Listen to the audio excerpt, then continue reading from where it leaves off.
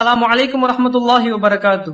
யார் கடன் தொல்லையால் அவதிப்படுகிறார்களோ, அந்த கடனை திரும்ப கொடுக்க முடியாமல் வட்டியின் பக்கம் செல்கிறார்களோ, இந்த துஆவை ஓதினால் நம்மளுடைய தேவைகள், நம்மளுடைய கடன்கள் மலையளவு இருந்தாலும் அல்லாஹ் அதை நிறைவேற்றி விடுகின்றான். அலி ரலியல்லாஹு அன்ஹு அவர்களிடம் ஒரு மனிதர் வருகிறார்.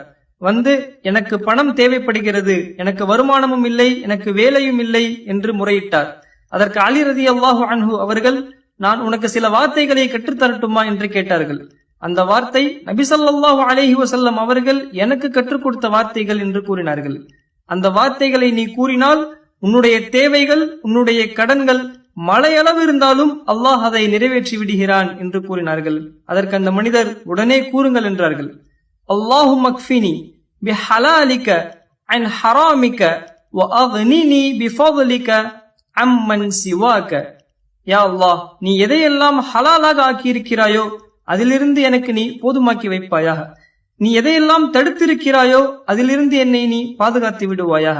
நான் எதை கேட்டாலும் உன்னுடைய கிருபையை கொண்டு உன்னிடமே கேட்டு பெற்றுக் கொள்ள வேண்டும். உன்னை தவிர வேறு யாரிடமும் கேட்டு பெற்றுக் கொள்வதை விட்டும் நான் பாதுகாப்பு தேடுகிறேன் என்று இந்த துஆவை நாம் ஓதினால் நம்மளுடைய தேவைகளை அல்லாஹ் நிச்சயமாக நிறைவேற்றுகின்றான். இந்த துஆவை நாம் எவ்வாறு கூற வேண்டும்?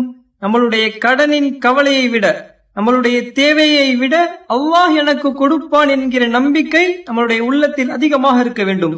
முழு நம்பிக்கையுடனும் முயற்சியுடனும் நாம் இதை கேட்டால், இப்படியெல்லாம் வரும்னு நான் நினைச்சு கூட பார்க்கல என்று ஆச்சரியப்படும் அளவிற்கு ஏதேனும் புறத்திலிருந்து அல்லாஹ்வின் உதவி நிச்சயமாக நமக்கு வரும். கடன் இல்லாத கண்ணியமான வாழ்க்கையை அல்லாஹ் நமக்கு தருவானாக. கடனில் கஷ்டப்படுபவர்களுக்கு அல்லாஹ் உதவி செய்வானாக.